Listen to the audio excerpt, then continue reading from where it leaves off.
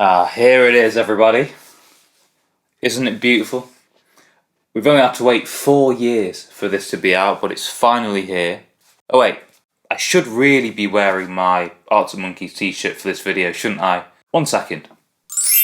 Hey, that's much better. Here we go. Back in business, we can start the video. You know, I wasn't really sure about what to expect from this album as a whole, to be honest. Like, we'd heard, obviously, the 3 singles leading up to the album, which were all very different in sound and very varied. But we'd also heard, in the lead up to this release, that some of the songs were quite dark. So like Sculptures of Anything Goes, for example, was supposed to be the most sort of AM-esque, darkest sounding song on the record. But yeah, I'm going to listen to this again from start to finish. And I'm going to give my impressions in order, track by track, from start to finish, just as the band intended. Here we go. Okay, just to quickly cover off Mirrorball again, and I'll put a link up here to the full reaction video I did about that tune if you fancy checking that out.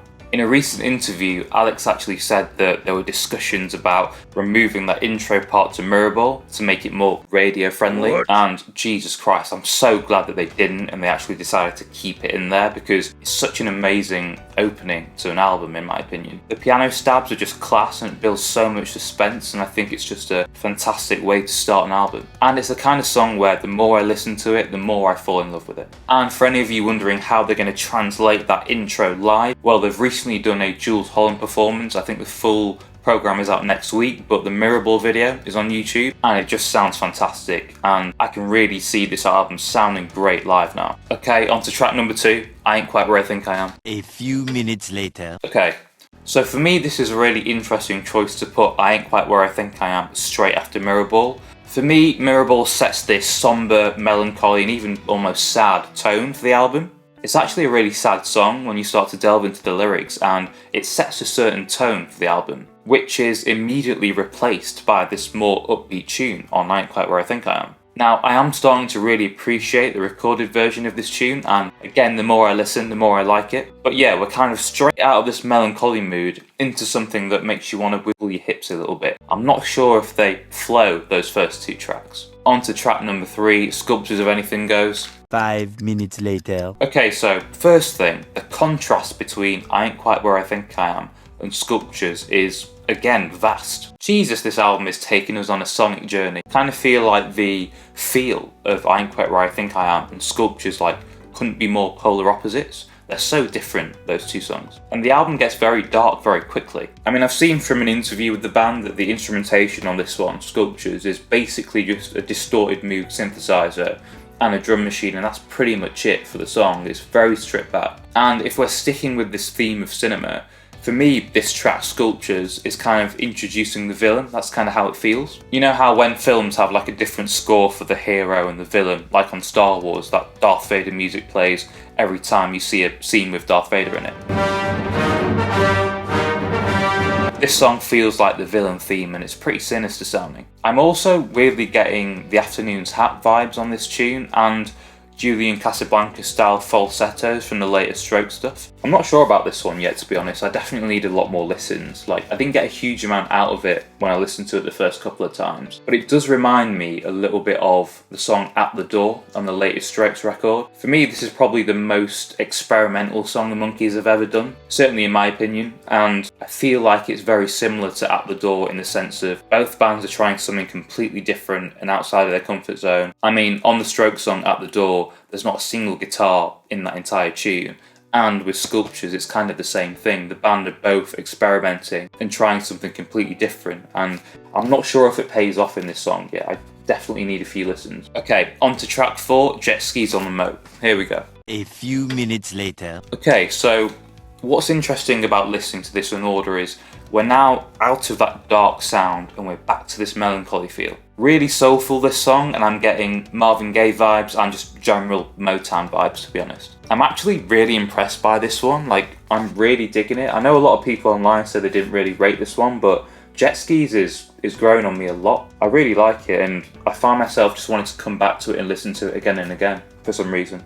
I just really like the sounds on it. I mean, I think there's sort of this underlying sad, emotional, heartbreaker type theme on the album as a whole, and this one is definitely a heartbreaker tune. I haven't had a chance to like analyse and read the lyrics properly on this one, but just from hearing it, it sounds like, you know, Alex is talking about all hope being gone in this relationship and the other person not knowing that it's over or not coming to terms with the fact that it's over. Really good song though, I really like it personally. On to Body Paint, which we have heard before. More moments later. Yeah, I mean, Body Paint is just the star of the show really, isn't it? And if we're sticking with that cinematic theme of the album, the kind of outro in Body Paint sounds really sort of hopeful and sounds like the climactic scene of a film where hope is reclaimed and everyone rejoices kind of thing. I mean, the ending is just something else on this tune. The more I listen to it, the more I love it. And I love the kind of Beatles-esque vibes in the outro especially as well. Really good tune. Something worth mentioning though, we're on track 5 now, and up to this point there hasn't really been much distorted guitar on the album so far. I mean, you've got the riff on I Ain't Quite Where I Think I Am, but apart from that, Mirrorball, Sculptures and Jet Skis, there hasn't really been any distorted guitar. It's only when you get to that sort of mid-ending section on Body Paint that we hear it. And weirdly, I quite like that because it means that when it does come in, it's like a surprise for the ears, and it is way more rewarding to hear that stuff come in than for it to just be throughout the whole thing. Kind of gives it way more impact in my opinion and drama. I'm quite liking that about this record so far. But yeah, onto side 2, starting off with The Car. 5 minutes later. Okay, so I've listened to this one quite a few times, and every time I listen to it, I'm just thinking, is this on the same album? Should this be on the same album? It's just so different to side A of the album. Like, I'm not sure what's going on here with the sounds on this tune. It sounds like it's taken straight from a Western film or like a cowboy film. And I feel like the song should be called The Horse, not The Car, when you listen to it. I mean, in terms of sound, like, there's lots of acoustic finger picking on this tune, and it kind of sounds like the Submarine soundtrack that Alex did a couple of years ago. One thing that I've kind of noticed listening to this song a couple of times now is that the vocals are very sort of meandering and a bit waffly, and they sound a bit unstructured, and I guess the result for me when I listen to this song now that I've heard it a couple of times, is that the vocals may as well not be there. Like, they're not serving a real purpose for me. And as a listener, I found myself listening to the instrumentation more than the actual vocal. Let me know if you guys are feeling this as well. Like, do you think the vocals are a bit meandering on this tune? If I was to summarise it, I'd probably say on this tune, The Car, maybe the vocals are a bit more ambient than they are melodic, maybe, is the best way to describe it. I don't know, I'm just not really feeling the vocals and the lyrics on this one that much, but let me know what you guys think in the comments down below. I mean, for me, the vocals don't really add a huge amount to the song, but I think I definitely need a few more listens because I do think the vocals are quite intricate on this one. That's kind of my thoughts for now, I guess. Right, now on to Big Ideas. I do love this tune. When I heard it for the first time, I was kind of blown away, but I'm going to listen to it again and then I'll give you my feedback on it. 5 minutes later. Okay, I'm still blown away by this tune. I think it's probably my favourite one on the album, and the more I listen to it, the more I just love it, to be honest. And I think the Monkees just nailed it with the production this time. It sounds sparse, it sounds big, the strings have so much impact, I love the chords, the vocals sound amazing. It's just a brilliant tune, really well executed in my opinion. And what's interesting is each of these songs seem to like pull on a certain mood, like a certain visual element kind of goes well with each of these songs. And obviously on The Car, on that tune, I kind of imagine myself like riding horseback throughout this Western film. And on this tune, for whatever reason, the kind of feel of it just makes me imagine myself in the basement of a jazz cafe, sipping a martini, watching a band on stage playing this very song. But yeah, like, I wouldn't be surprised if this was a major breakthrough for the band. Like, I think during the recording sessions when this one came together, I bet they were just gassed. Just sounds fantastic. It's probably my favourite tune on the album so far. And this song really goes somewhere for me. Like, there's a piano solo and then there's a guitar solo which sounds really cool when it comes in and just elevates the song again. I think it kind of sounds a bit Eastern maybe, or a bit mid-20th century, I don't know. I need to Google that, but whatever scales they're using is just really cool in this one. Love it. Okay, on to Hello You. And this one I do love as well. A few minutes later. Ah, this one's such a nice change of pace. Like when you listen to the car and Big Ideas, they're obviously quite slow in terms of tempo, and then Hello You just picks it up and it's an absolute banger. I actually think it's maybe a tie between Big Ideas and Hello You. Like I love both of those songs. I just think they're fantastic. I mean, this is definitely the most upbeat song on the album, but I love what they've done here with this song. Again, it sounds really Motown-like, and a lot of Alex's vocals are very Marvin Gaye-esque, especially with the sort of vocal riffs he's doing at the end of like each sort of phrase. Just sounds really cool. And that riff is fat.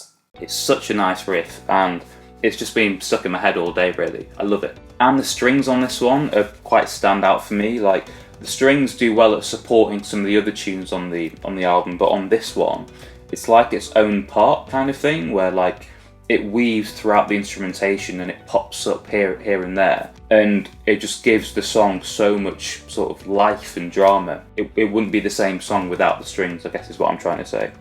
Really well executed. But again, I do think on the verses on Hello You, Alex's vocals are very meandering again. Like it's not really registering properly with my brain yet. Just let me know if you guys are getting the same thing, like if you feel the same way, or is it just that I need more listens? Other than that, I bloody love the feel of the song. Like, one of my favourites. Love it. Okay, Mr. Schwartz. A few minutes later.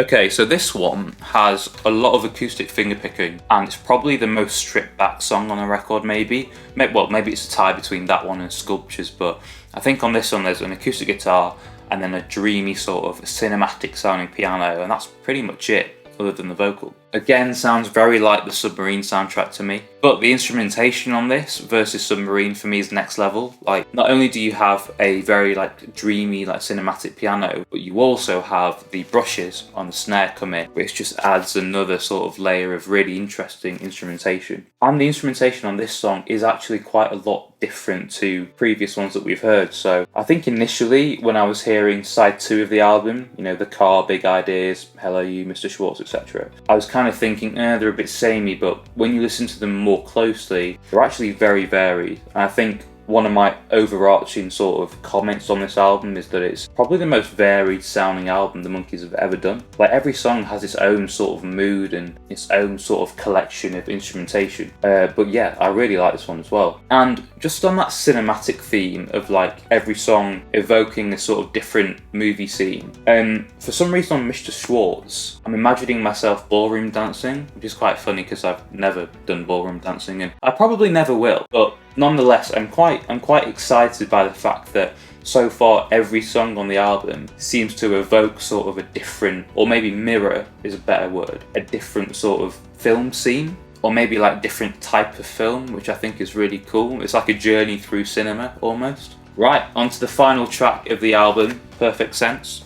Many minutes later. Yeah, it's just a really nice closer, isn't it? I mean, the Monkees have always done really good closers. Like if you think about A Certain Romance, 505, Jeweler's Hands, That's Where You're Wrong, I Wanna Be Yours, Ultra Cheese. They're all fantastic closers. It's quite a bittersweet ending, to be honest, and that sort of melancholy, sort of sad undertone definitely comes back into the fold with the final couple of songs on the album. But yeah, I think it's a really nice closer. The strings are fantastic on this one as well, just super dynamic, and again, it's like if the strings weren't there, it wouldn't be the same song in terms of feel. So I think the Monkees have done a good job there with that one. One thing I will say is that I probably do need a few more listens with Perfect Sense. For me, it's not really hitting the same way that Ultra Cheese was, or like 505 did, so probably need a few more listens before I can properly make my mind up about this. But yeah, that's the full album. First thing that comes to mind is that it's very short, actually. Like, it was a very quick listen. I kind of was left wanting more, to be honest, but that's probably how the Monkees would want it, right? They'd want you to finish listening to this album wanting more. Okay, so full conclusion here. I am very impressed by the way that this album sounds. It definitely takes you on this incredible sonic journey. And for me, the Monkees have reached new heights in terms of their instrumentation and also musicianship. Like, their musical ability on this album is just fantastic. Like, it's beyond anything I think anybody thought the Monkees were capable of when they released AM. And in that sense, I'm incredibly proud of the band, and I think it's a fantastic achievement, this record. And funnily enough, it feels like it would be good in the car on a long drive.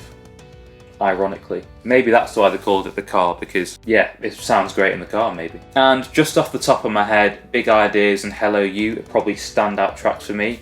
In fact, I kind of just love that kind of side two of the album with Big Ideas, Hello You, Mr. Schwartz, Perfect Sense, like those sort of 4 songs. Just make a really great listen sequentially. Not sure about the car though. Opening side 2, it's a bit of an odd song for me. I definitely need a few more listens with that one before I can fully make my mind up. I mean, I do think maybe the album could have done with a few more upbeat songs from start to finish, but to be honest, as a full listen all the way through it kind of makes perfect sense. Overall, fantastic listen all the way through, and I don't really think these songs are meant to be listened to in isolation necessarily, so for anybody just listening to different tracks, track by track, give it a whirl, start to finish, see what you make of it. And one thing I will say for anybody who's had a first listen and isn't quite vibing with it, give it a couple more listens. A lot of the musicianship and instrumentation on this album is very unconventional. You know, you've got unconventional melodies, you've got unconventional chord progressions, very jazzy. And typically those things, as listeners, because we don't hear them very often, takes us a few listens to start to understand what's really going on. So definitely give it a few more listens before you properly make your mind up about this album. Just one final thought from me as well is that this is the same band that released AM 9 years ago. And it couldn't be more different in terms of sound. Like, I don't care what anyone says, these 2 albums, AM and The Car, sound like albums from 2 different bands. They don't really sound like the same band to me. Now, I think that's a positive thing. I'm really happy that Arctic Monkeys have basically done what they wanted and gone on this like sonic journey. The one thing I'm thinking though is, how do they get all of these songs from their 7 albums to fit in one set and for it to sort of flow nicely? I mean, how on earth do you fit some of these songs like Mirrorball in with Brainstorm in the same set and make it sound like the same band and make it flow? I'm sure the Monkeys will find a way, because they always do, to be honest, and the Tranquility Base tour was fantastic because they basically changed the sounds of some of their previous songs from their older albums and just made the whole set flow really nicely. And what was really nice about that tour was that all of the older songs, like from AM and from like Suck It and See, etc., had been reworked a little bit to sound a bit more Tranquility Base-like, and I love that about that tour, and I hope they kind of do the same thing again here. I'd love to see strings reappear on songs like Cornerstone Live, for example. That would be great. But yeah, those are my initial thoughts. Full review coming next week, once I've had a proper chance to digest this album and really take it in. I think it's a bit too soon to give a proper review on this album yet, because you just need more listens. You need to sit with it, really understand what's going on, read the lyrics, all that kind of stuff before you make a proper judgment, and that's exactly what I'm going to do. So if you are new to the channel, please do give this video a like and subscribe for more Arctic Monkeys content like this, and I will see you in the next one.